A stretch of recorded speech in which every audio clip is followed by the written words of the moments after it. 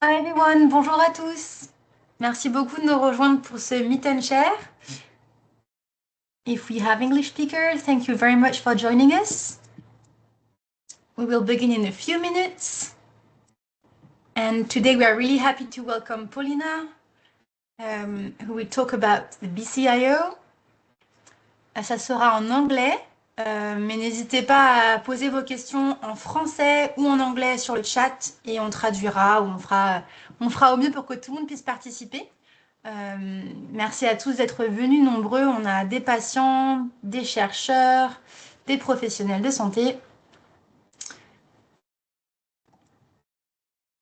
On va attendre quelques secondes et on va démarrer. Bonjour Shiraz.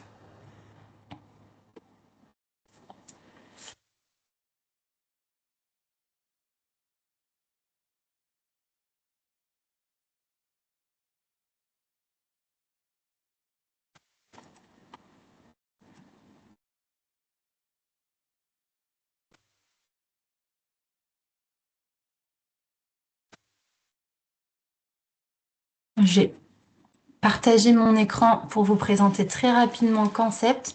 J'ai l'impression qu'on a majoritairement des French speakers. Do you understand French a little bit, Paulina, or should I do it in English? In English? You're welcome to do it in French. I cannot understand it, but I support it, so happy to read the background. Ok.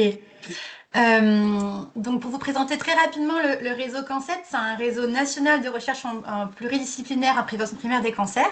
Son objectif, c'est de comprendre et d'agir sur les déterminants modifiables des cancers pour co-construire des interventions de prévention efficaces et durables. On a différentes thématiques de recherche au sein de ce réseau qui comprend différentes équipes dans toute la France et dans lequel ce Meet&Share s'intègre tous les jeudis. So just for Silly and the English speakers, just to say that our network, our concept network is a primary concept prevention network in nutrition and environment. And its objective is to better understand and act on determinants of cancer. And it has different types of thematics and teams around France. And this Meet&Share is one of the monthly webinars we organize every month to talk about primary prevention. So now I'm gonna stop sharing my screen and I'm gonna give you the floor, Paulina. So if you want to share your slides, and in the meantime, I'm gonna present you. If I find the correct speaker list, perfect. So Paulina is a senior researcher fellow at the Behaviour Change University College London. She's a behavioral scientist who specializes in developing and applying frameworks to synthesize knowledge about behavior change and mental health intervention. And we are really happy to welcome Paulina, with whom we work already in some behavior change projects with the BCIO. And so she will make us a pleasure to present this framework to us. So please write all your questions during the talk using the Q&A. Vous pouvez les écrire en français ou en anglais. Et puis, il y aura aussi peut-être des questions durant le talk que Paulina pourra reprendre. Et ce sera enregistré si vous avez besoin de revoir les informations après. Merci beaucoup pour votre écoute. Et Paulina, the floor is yours to begin your presentation. Thank you so much. And thanks so much for having me. I'm very excited to chat with all of you guys today and sort of get your feedback as well on how you think this framework would fit into your work and where you think the challenges might be. So that to say, today I'll be presenting on a precise framework to plan and report interventions, so the Behaviour Change Intervention Ontology. So I should mention that I work as part of a larger team, so as part of the Apricot project, and this is led by Susan Mickey, but we have some excellent co-Is and other researchers as well. So just to give you an overview of today, so the agenda, I'll start a bit with a background, which you're probably going to be very familiar with regarding kind of issues that we have within behavioral sciences. And then I'll introduce the Behaviour Change Intervention Ontology a bit. Then I'll go into tools for accessing and using the Behaviour Change Intervention Ontology, or the BCIO, as I refer to it in an abbreviated version. And then I'll talk about the example application that we chose for today for the BCIO, which is intervention design and reporting. And then finally, we have some time for discussion. So starting with the background. So most of us as researchers, planners, practitioners, and policymakers try to answer this very broad question or a variation of it on when it comes to behavior change interventions, what works compared with what, for what behaviors, how well, for how long, with whom, in what setting, and why. However, a key problem or a couple of problems we have in behavioral sciences to answer this question is that a very large amount of research is produced every week, basically, on basically behavioral science evidence. And the reporting of this evidence is often incomplete or ambiguous. A potential solution for this is having a more shared language. A parallel problem is that the amounts of information that is being produced is too large for individuals or humans to keep up with. And a potential solution for that is having more automation. Ontologies are tools that can facilitate solutions, both of these solutions. But taking a step back on what an ontology is. So basically, it's a classification framework to precisely represent aspects of the world or aspects of knowledge. It consists of uniquely and precisely defined classes, which are basically categories of things. And this can be anything. It can be mammals. It can be, in our cases, maybe things like mental processes or types of interventions. And you also have relationships between these classes. So the diagram you see here is a very simple representation of what an ontology would look like. You would have different classes, which are in the circles, and then you have relationships between these classes. An advantage of ontologies is that they can be understood by humans through their sort of clear labels and definitions, but they can also be understood by computers because each class has a unique ID and the structure that we produce is computer readable. And this has the potential advantage of allowing computers to make inferences going forward. So all of these characteristics basically make ontologies have the potential to be a basis for a more shared language, supporting clarity, consistency, and communication. And at the same time, it could support automation, helping us organize and synthesize evidence more quickly and make novel predictions. So I do want to go a bit more into kind of what a class looks like. So each class in an ontology has an unambiguous label.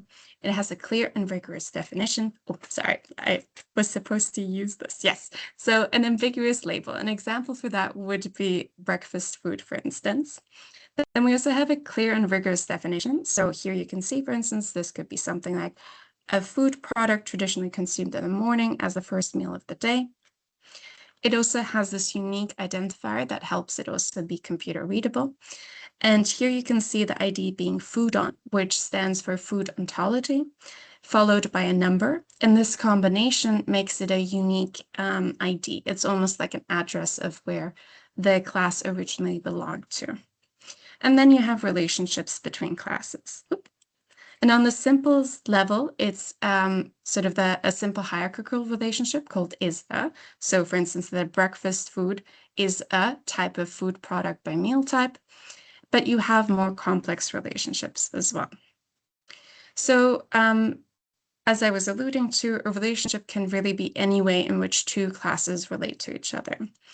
And we've called ontologies in the past basically taxonomies on steroids.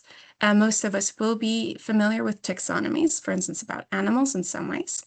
And they have these simple hierarchical relationships, sort of the is-a relationship. However, ontologies also allow you to capture more complex relationships.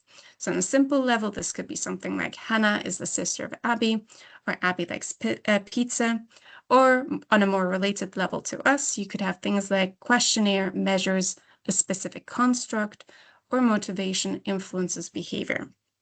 And these complex relationships are very useful because the better we become at representing them, the better we can actually use computers to make inferences about the data that we're working with. So the Behavior Change Intervention Ontology, or again, BCIO, is an ontology that characterizes behavior change interventions, their context, and evaluations. This was first developed as part of the Human Behavior Change Project, and now it's being continued to be developed as part of the Apricot project. What this ontology looks like on a very simple level can be seen in the triangle here. So each of these boxes are very high level or very broad classes in the ontology, and the arrows signify relationships between these classes. So on a very simple level, what the ontology is trying to capture is that interventions work through mechanisms of actions, which are processes of change or processes through which your intervention works on your behavior. And that can include things like knowledge or opportunity. And that sort of mechanism of action then influences outcome behavior. And this relationship is moderated by engagement with the intervention and its context. I do want to say that each of these boxes, I said that they're very high-level classes in the ontology. So each box captures one or more lower-level ontology, which are basically more detailed classification frameworks in their own right. So under intervention, we capture both content and delivery. To capture the intervention content, we have two lower-level ontologies. One is called the Behaviour Change Techniques ontology, which captures the techniques you deliver within your intervention, such as asking participants to set goals or providing them with information. You also have the dose ontology, which basically captures the intensity of your intervention. So for instance, if I deliver more behavior change techniques in one intervention, that might be considered more intensive than another where I'm only delivering one technique. To specify intervention delivery, we have several other ontologies. So we have the source ontology, which specifies who is delivering the intervention. So for instance, is it delivered by healthcare professionals? Is it delivered by researchers? Mode of delivery captures the medium through which the intervention is delivered. So is it over the phone? Is it face-to-face? Style of delivery is the manner in which something is being delivered. Is it didactic? Is it empathetic? And schedule ontology captures the timing of delivery. So how long is your intervention, or how many sessions are there in your intervention? Then with the mechanism of action ontology, we capture the processes of change. So again, things like knowledge or opportunity. Outcome behavior is captured with the human behavior ontology, which specifies types of behaviors, but also different characteristics of behavior, such as the duration of behavior. Then with the engagement ontology, we capture to what extent people are engaged with your intervention. So do they actually come to your sessions? Are they listening actively? Are they cognitively engaged? And for context, we have two lower level ontologies, the population ontology, which refers to kind of who you are delivering the intervention to. So for instance, it can be people of 18 and so forth, or people who are diagnosed with a specific condition. And then for the setting ontology, you're specifying where you're delivering the intervention. So is it in a hospital, or is it in a park, and so forth. So I do want to give you also a bit more of an idea of what these lower level frameworks or ontologies look like. So the behavior change technique ontology, for instance, includes 302 classes or behavior change techniques that are organized onto 20 higher level groups and 5 hierarchical levels. So in the background here in the diagram, you can see a representation or a diagram of the behavior change techniques and their hierarchy. But zooming in a bit, you can see, for instance, classes in the boxes again. So something like a device-specific behavior BCT, and then the arrows show subclasses of this behavior change technique. So for instance, practice behavior change technique. One important note to make is that ontologies are flexible frameworks. So they're supposed to be maintained and updated over time based on evidence and user feedback. And this does mean that the number of classes can also change over time. Giving you a bit more of an example of the types of behavior change techniques that are in the lower level ontology. So you'd have on a high level a class such as goal-directed BCT with its ID organized under it. And for instance, its definition you can see on the right-hand side. So a behavior change technique that sets or changes goals. So some uses of the BCIO, and you can go beyond these, but these are some suggestions we have. So you can use it for identifying research gaps in evidence synthesis, building models, developing interventions, developing study protocols and evaluating these, writing papers and evaluating those papers.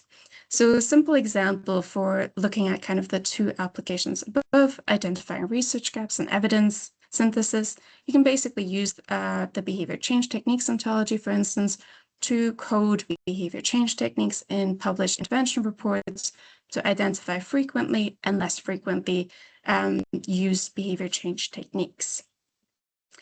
So this is the first part. I do want to make sure that if there are any questions, I'm allowing you to share those as we go on.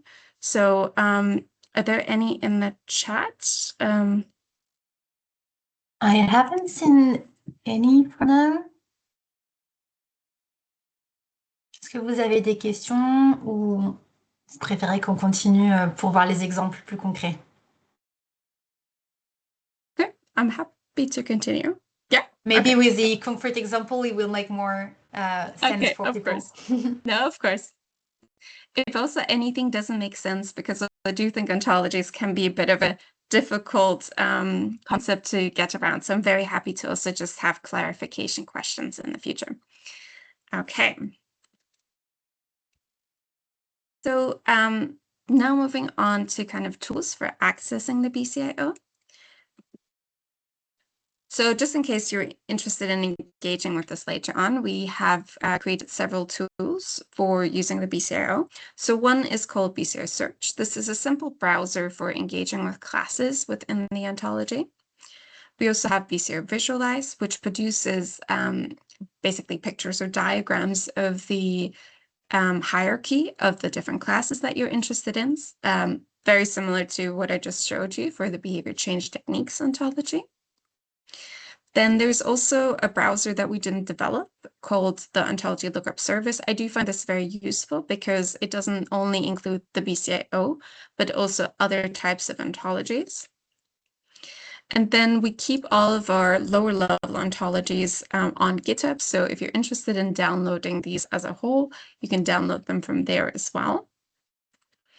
And then finally, we keep all of our documentation and resources on OSF. So if you're interested at all in looking at those, I've just included the links here to refer to back later if you're interested. So basically describing the BCIO a bit more and how you would use it. So as I said, this is basically a browser that you would use like any other to find classes and look up information about them. So for instance, their definitions, their synonyms, and their examples and so forth. So it looks like this. So I could add, and in this case, you know your term really well, apparently. So you wrote provide biofeedback BCT, but also you could just, if you're interested in biofeedback, for instance, just search for a specific term that you're interested in and look and find relevant classes for that. But once you click on this, basically what you'll be seeing is something like this on your screen.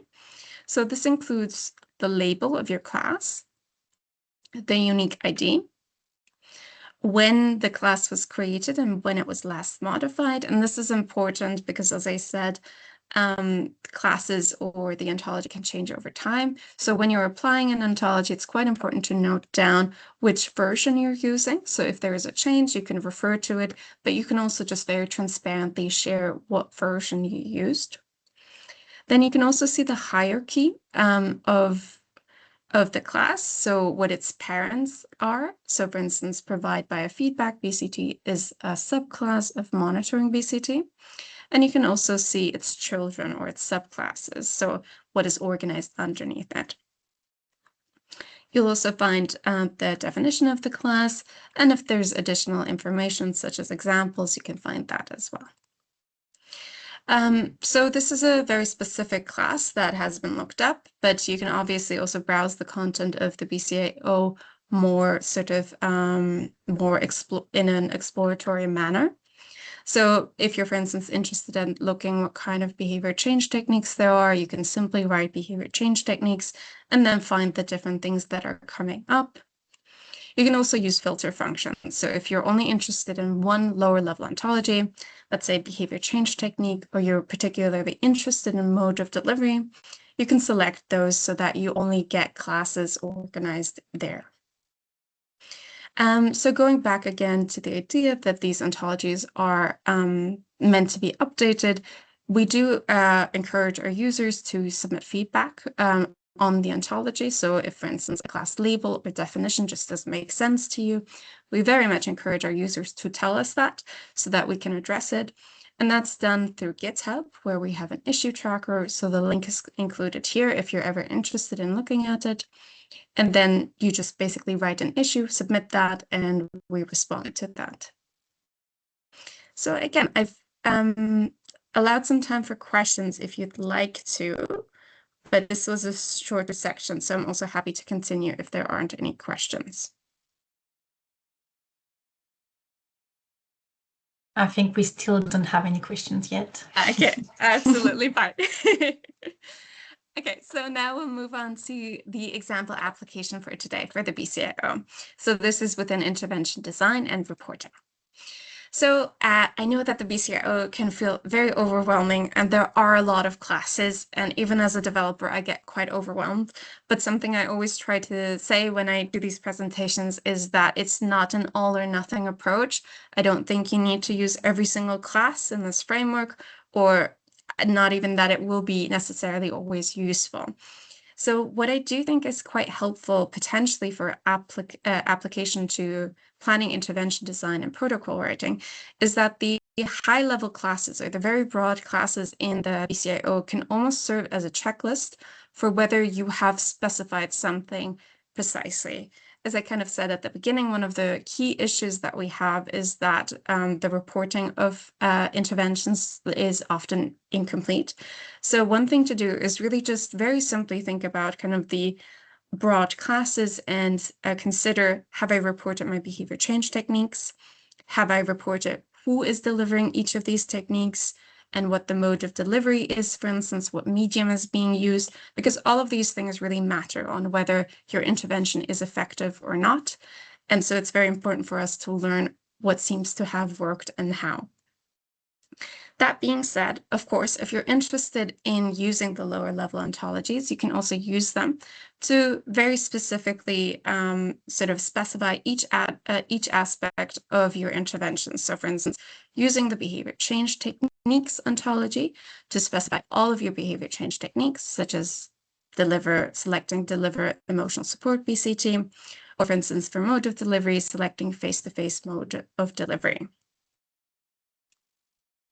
Next, I do want to go through a bit more of a structured idea to behavior change intervention development, which is basically this three-step method of first looking at or selecting your target behavior, then hypothesizing your target mechanism of action to target that behavior, and then finally selecting your behavior change techniques to target your mechanisms of actions. So starting off with step one, so selecting your target behavior. Very simply put, you can use the human behavior ontology, again, one of the lower level ontologies of the BCIO, to identify your target behaviors. And this could be something as simple as just specifying your target behavior as being walking or linguistic communication behavior. You can also use the characteristics within this lower level ontology to be more precise on, for instance, how long you want a target behavior to occur. So for instance, that physical activity should be occurring at least twice a week. And for how long, for instance. An important note to make is that not all behaviors are within the human behavior ontology, because that would be a pretty impossible task. However, it can be a very useful starting point for defining your own behaviors as well. So for instance, looking at the higher levels and saying, okay, this is a creative expression behavior, and then kind of maybe defining it as an art expressive behavior and so forth, depending on what your domain is. So next, I'm going to suggest a route for steps 2 and 3 for hypothesizing your target mechanisms of actions and selecting behavior change techniques for it. Obviously, you can just do this in a separate way, use the mechanism of action ontology, and then based on literature, decide which behavior change techniques to select to target those mechanisms of actions. However, that can be quite challenging, and I do realize that people don't always have time for this. So I think the BCIO can serve really as a useful add-on to existing behavior change intervention development frameworks. That would really be my suggestion, rather than maybe trying to do everything perfectly using the BCIO. So in this example, I will suggest using the BCIO with the Behaviour Change Wheel. This is a framework that my center uses a lot at University College London. So that's what I'm going with. But obviously, you can add the BCIO onto other frameworks where relevant.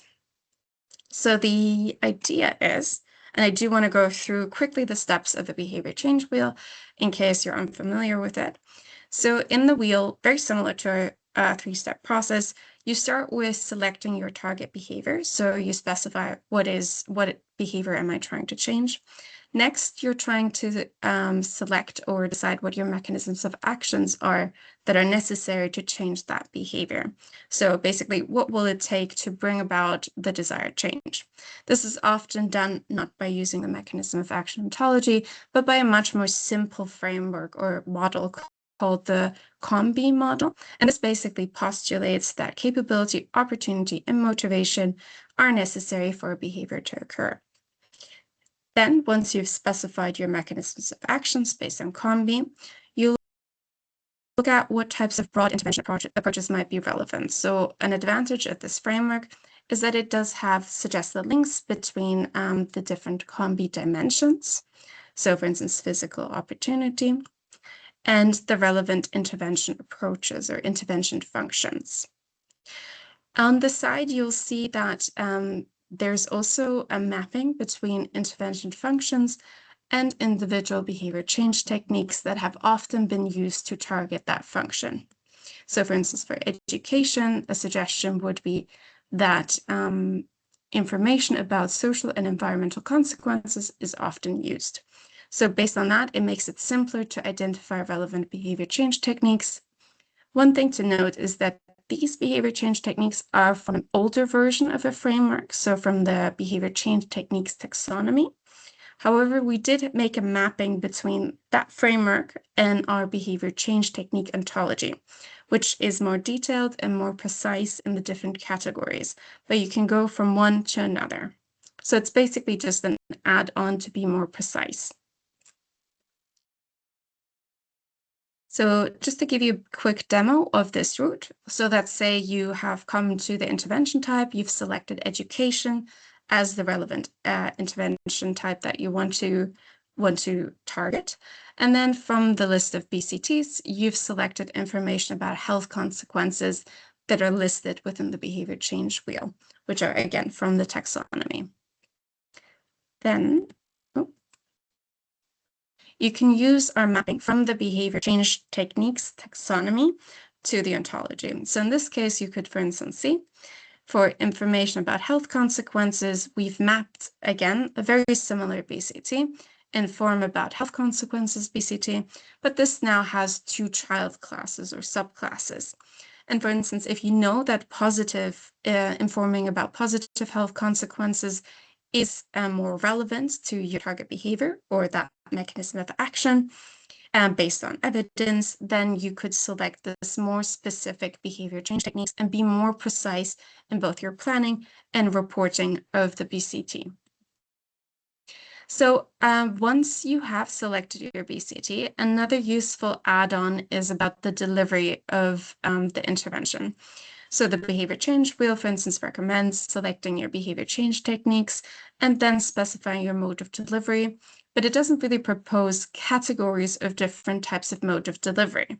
So that's where you could use the mode of delivery ontology. So for instance, again, specifying whether something's over the phone, via text, face-to-face, and so forth.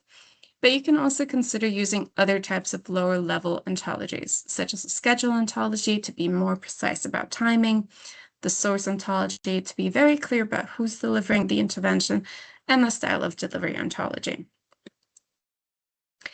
I do, again, also want to come back to this point of the Behavior Change Wheel is not the only framework that can be used in combination with the BCIO to develop interventions. We did develop some guidance for using it with the Theories and Techniques tool, and I've included the link to the paper to allow more time for discussion. I didn't elaborate on that further, but just in case you're interested. And another option is something like the Cactus tool, which Robert West and Esther Flanagan have been developing. And this basically guides you again through this process of selecting your target behavior. Then it has various mechanisms of actions that it includes and asks you questions about whether it's a relevant mechanism of action. So that helps you structure that process of selection. And then finally, it uses BCTs from the BCT ontology, so the Behavior Change Technique ontology, to help you kind of guide which behavior change techniques to use for your specific mechanisms of actions. So I recommend looking at this tool as well if you're interested. And as I said, you could use various different frameworks as well to structure this process. But in some cases, if there isn't a clear mapping, it might just require a bit of additional work. So yeah, I do have optional discussion questions, but I do want to make sure that we get to your questions and points first. And thank you so much for listening. If you're interested in learning more about the ontologies and just communicating with people who are interested in the BCIO, but also frameworks and ontologies more generally, we do have a community of practice platform. Which is basically where people can just post things and share information. And we also have regular events such as webinars. So if you're interested in signing up, the QR code is here. And we also do have a newsletter. So if you're interested in finding out regular updates, that's also included here. But yeah, so I'll stop sharing my screen for a moment.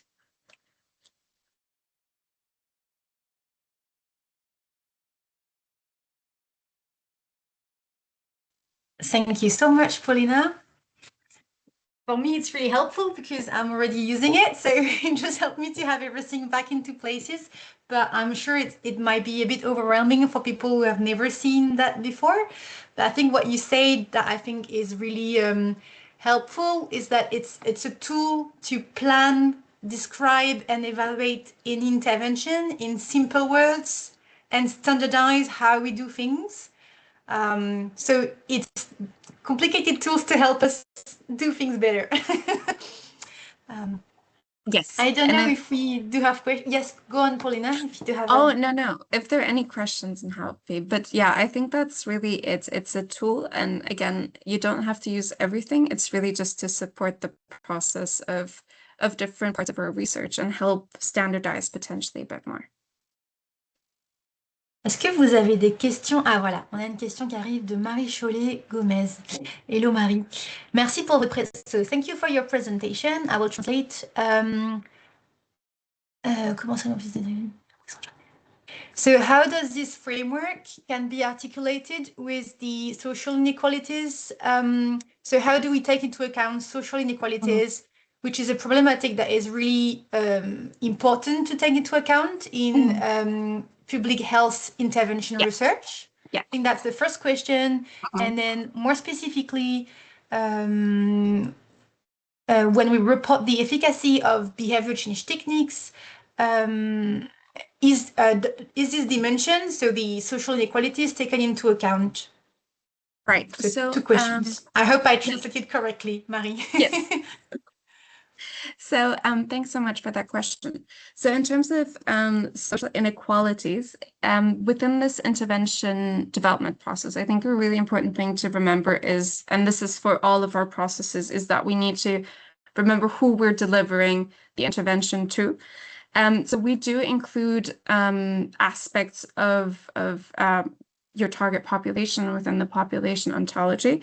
So that does capture things like economic conditions or sort of which hopefully captures wealth disparity sufficiently, and we can always improve on that, and various social inequalities as well.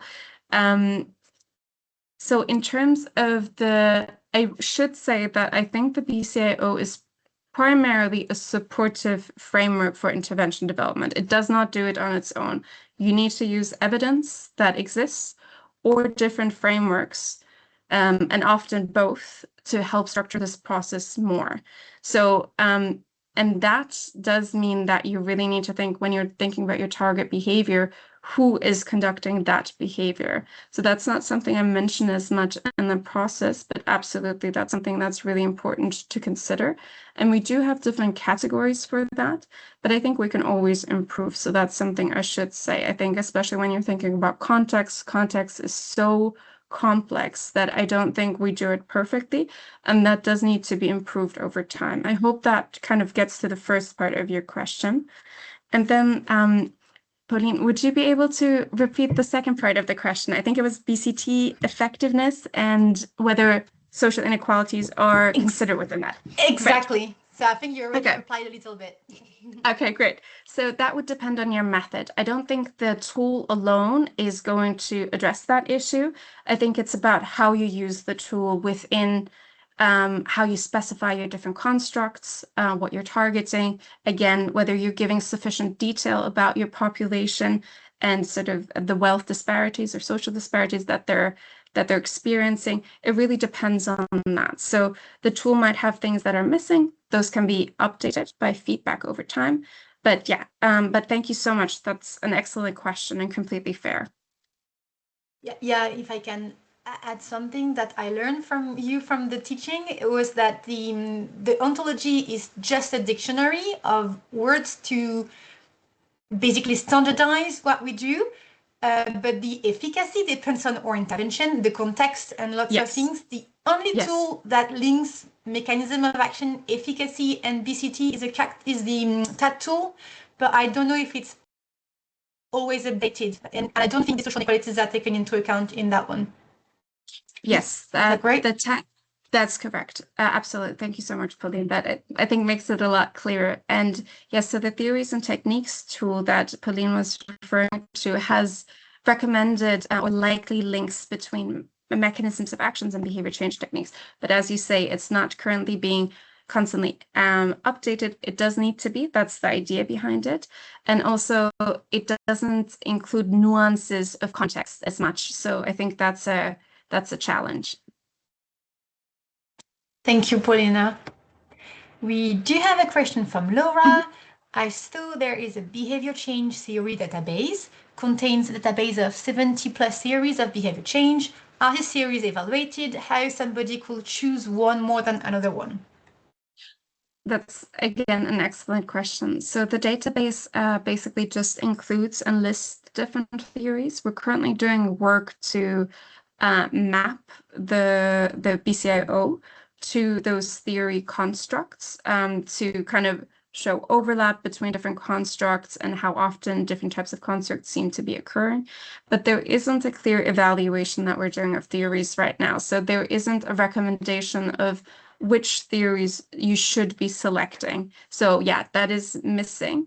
It's something I think we thought about, but it is a lot of work. And I think developing the criteria is not always the easiest. I know that Susan Mickey had suggested some criteria for evaluating theories in the past, but I think implementing that or judging that in a more, not objective, but in kind of an effective way is quite difficult. But thank you. That's, again, excellent question. We do have a question from Amir Asin, which I think was the next question I was going to ask, if you maybe can do a demo so people can see how it works. So he says, can you explain more how the coding can be used in practice and more specifically in knowledge synthesis? Are there any reporting guidelines for authors so that such synthesis work can be done efficiently?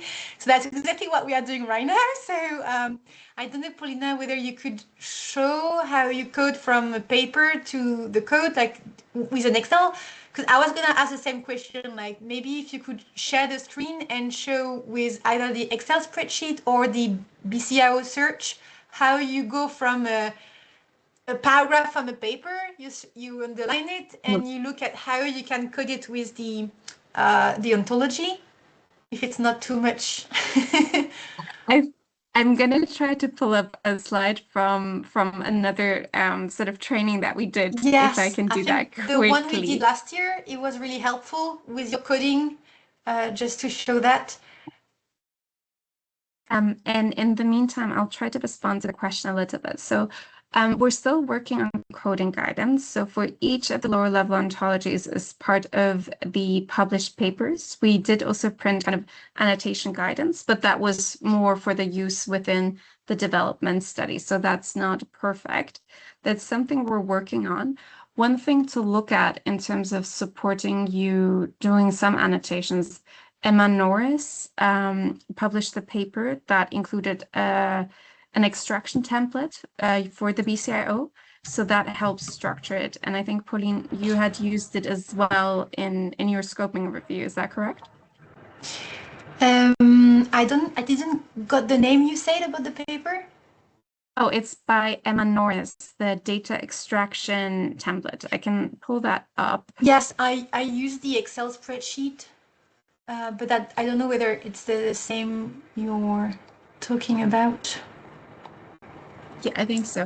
So this is just the very simple way of how we would do it. So this doesn't really show it well right now, but normally what you would have is have your ontology classes somewhere in a system. So we, for instance, used Epi Reviewer, but there's various different ways or programs that you can use.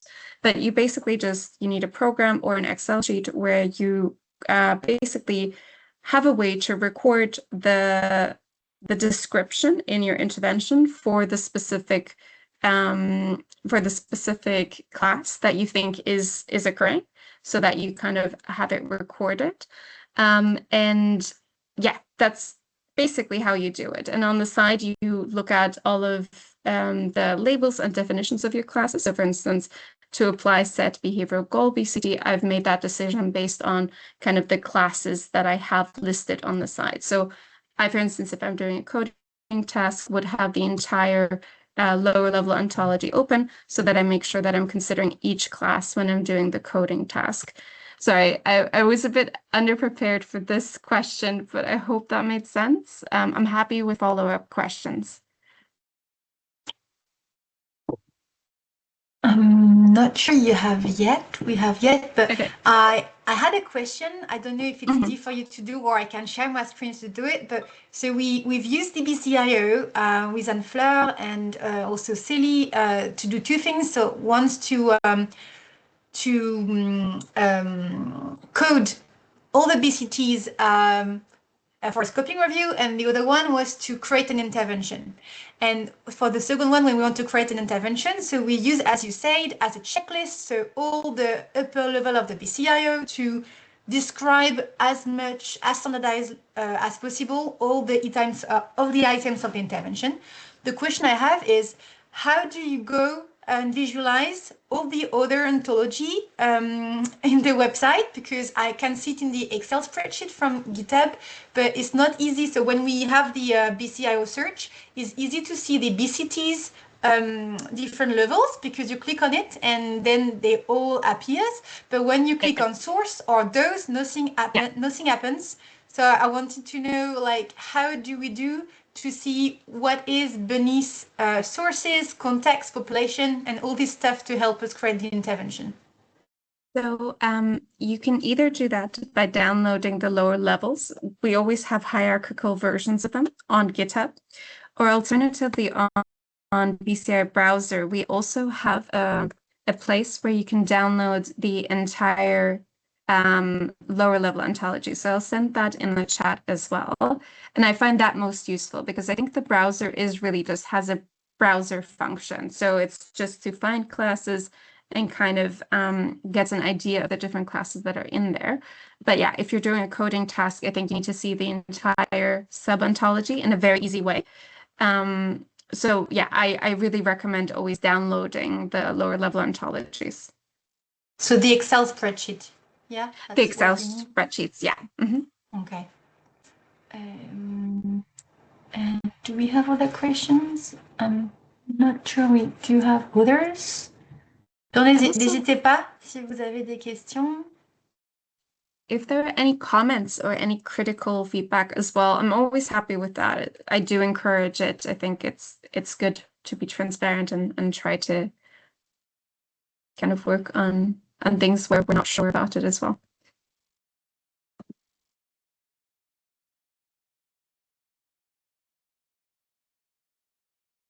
Oh, so I think Amir also added that AI may help in these steps of coding. So we're definitely working on developing more AI-based extraction systems. I'm more on the manual side, unfortunately. But yes, so we're currently with this project, we're going to be developing data sets. We're starting with 24-hour movement behavior outcomes. And that's going to be fed into a system that colleagues are developing. And we also we're lucky enough to have a computer scientist in our team who will be working on improving that system. So there was work on an extraction system in the past, but it wasn't performing as well as we'd want it to. So now we're really moving forward and trying to develop better systems for it. And there's a lot of different work going on in this space. So it's definitely something to keep track of. I think it's always a question that comes up when we present behavior change ontology or intervention is, can we simplify it with AI? We did use a little bit AI to double check our coding. It was not that bad, but you need to do it manually because they will add things or create things, or so at least like the one that we can use in the public so far are not well organized for automation, total automation. I think for traditional or the LLMs that are publicly available right now, it would be better to be cautious in using those during coding. And I think definitely the way you used it as kind of a check or sense check, and then just going over it again and is a great approach to it. I think the opportunity is really when you have data sets and feed that into LLMs or different systems and then train it on that data and then ask it to do similar tasks. That will really be the interesting thing going forward. But that's a bit beyond my kind of exact expertise. Est-ce que vous avez d'autres questions en français ou en anglais? N'hésitez pas.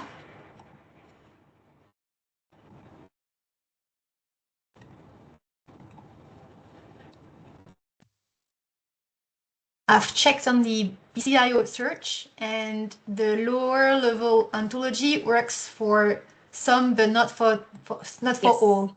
That's normal, yeah? Okay. Not all of them are available, but I think there might still be, there are 2 missing that shouldn't be. I did raise that, but I will go back and raise it again.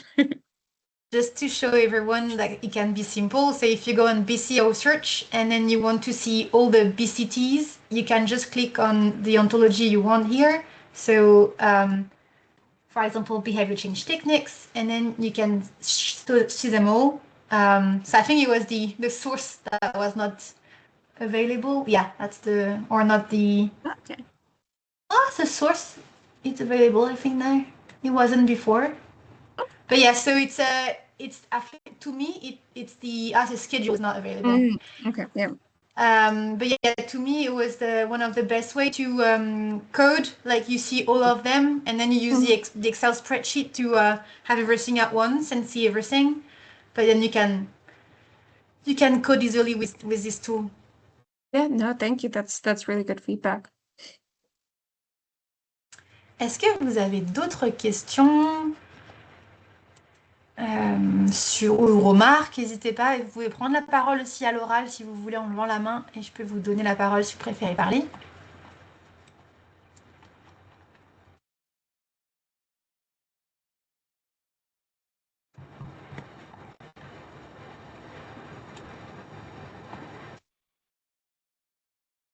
I think we are all impressed by the BCIO.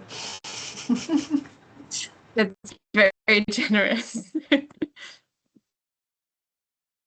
What I can just add is it looks a bit difficult. Like when we just see it like that, but when we use it as a checklist to help develop our code or plan an intervention, it's really useful, and it helps us think to standardize intervention and report them correctly, instead of if we all use different words for the same things, it doesn't work and we can't understand what's happening. So at least in our experience, it works well. It just takes a little bit time to get used to the tool. We do have a question. How could we use this BCIO for evaluation? I think that's the question that happened. Laura, for evaluation. So for example, to evaluate an intervention. So for evaluation, I think it would be more indirectly. So it would be for kind of when you're planning your evaluation, you would use it to specify the different aspects that you're thinking of including in your evaluation and testing. We are developing currently a research methods ontology or lower level ontology as well that can kind of help navigate that space a bit more. But I think it's more in the planning stage rather than anything else. But if you want to kind of ask follow-up questions as well about what kind of evaluation or in what ways it could be used, I'm very happy to chat about that as well. I guess also a question I generally have for people, and Pauline, maybe you'll have some insight on that, is kind of the idea of balancing usability with precision. I think that's always an interesting one where, as you said, I think it gets some taking used to. And I think within research, we're often overwhelmed already with workloads. So that's always something I'm quite interested in, of just in a practical sense. How do you kind of balance that aspect in your work or when you're using these tools?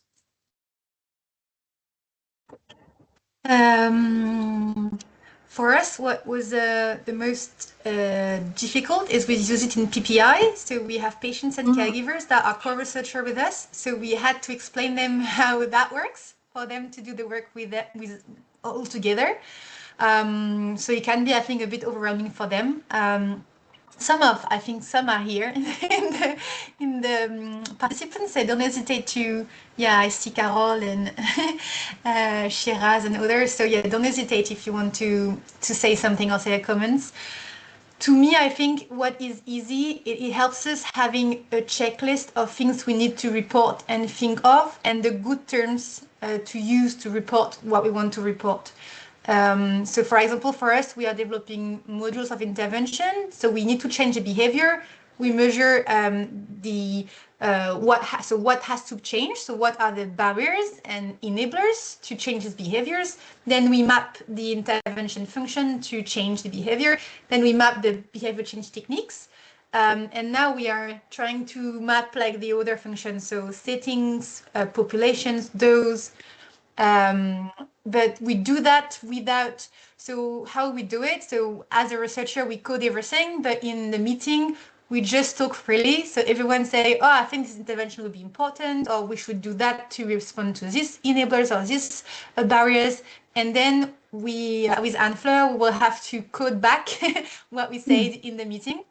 That's how we proceed so far. So we have a checklist of all the items. We discuss this together with patients, caregivers, health professionals, researchers, and then we try to code it back for the research paper.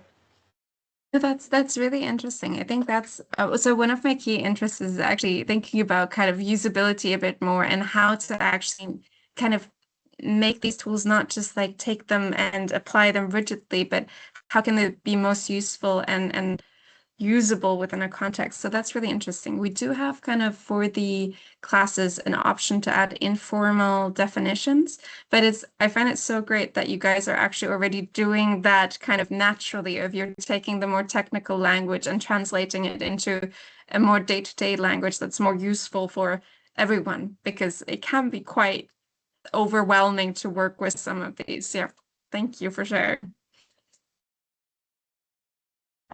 And also, Paulina, I wanted to thank you because you've always been available to help us when something was complicated. So thank you very much for that. I think if we have no other question, we might wrap up by saying a big thanks to Paulina. And also by saying that our next Meet&Share will be on the 18th of June. It will be in French with Karine Galopel-Morvan and Louise Perche and Raphaël Furon. And it will be about eye tracking in prevention and cancer risk with alcohol. So we'll be more than happy to have you for this next Meet&Share. And if you want to review any of the Meet&Share, they are all available on YouTube. And also please feel free to discuss on LinkedIn on the post I just made, and call us if you need anything more about CANCEPT and Meet&Share. And thank you so much for coming. Merci beaucoup à tous pour votre présence et vos discussions. À bientôt.